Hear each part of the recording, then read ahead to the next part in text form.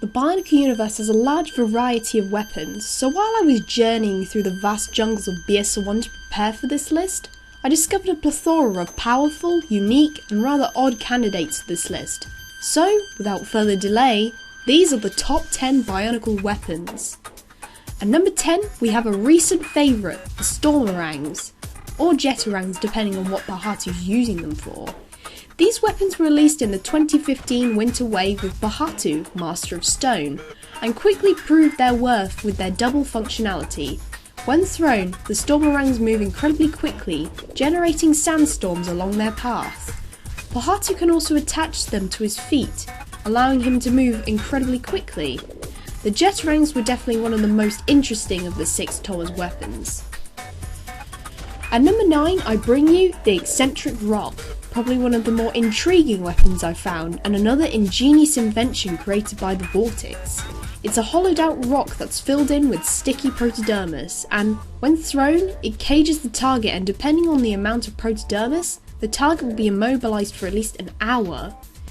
Not the most useful weapon, but I couldn't resist sharing it due to its unique design. For number 8 we have the 3-bladed scissor. All of the Paraka have unique and somewhat complex designs, as well as each end being of some different form of use, which was nifty. Probably one of the most powerful Paraka weapons is the scissor, simply because it's formed completely out of protodytes, creatures that are so small that a single one can only be seen through a telescope. The weapon is made of billions of these protodytes, meaning it can break apart and reform at will. Changing the weapon to apply to an enemy's weaknesses is a difficult ability to overcome, as Tahu came to find out. He should really fix those gaps in his armour. Next up for number 7, we've got the rotating firing blades. It's always been an interesting looking weapon to me personally. Created along with the rest of the adaptive armour when the Toa Nuva headed to Kardanui, the weapon is capable of protecting the user. However, it is also able to channel elemental powers such as fire. Taking the number 6 spot we have the Devastator, a gigantic lance which was designed by the Skakti to fight Tatarak. Once it reaches into the Rahi's armour, the wielder presses a button which causes the end to explode, causing massive damage or death. Regardless, it's both effective and brutal, although this weapon can only be used by the strongest of the Skakti. For number 5, there's the Spear of Fusion. The Spear of Fusion has the ability to merge and split apart individuals.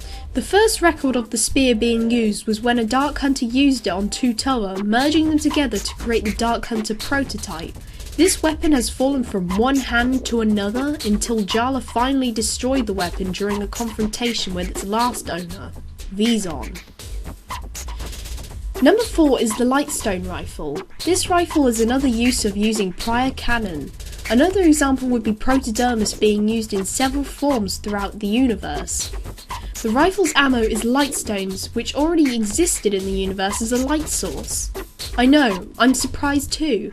The weapon is used mostly against Makuta forces, especially Rockshi, as the rifle can cause significant damage to beings of shadow. Moving into the top 3, we have the Judgement Cannon. The Judgement Cannon is a mysterious weapon that affects the will of beings it's used on, causing an enemy's resolve to be destroyed or an ally's strengthened. However, the effectiveness isn't always guaranteed. Beings who have stronger will be more difficult to manipulate. I would have put this higher up on the list, but a lot of characters tend to have strong willpower, leaving the weapon with little to no use.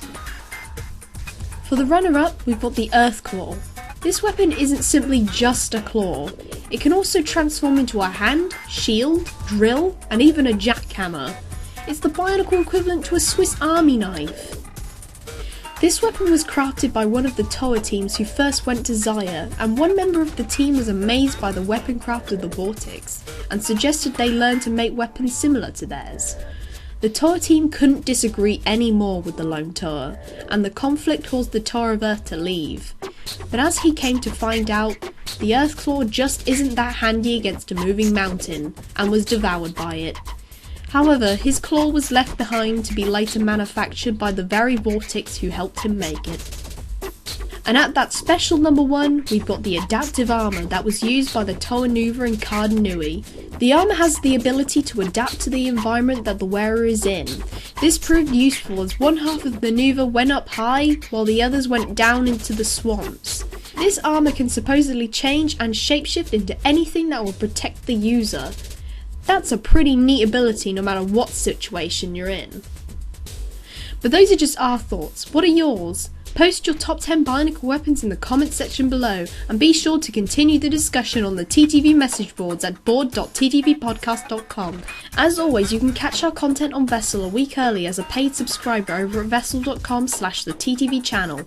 I'm Viper, and thanks for watching.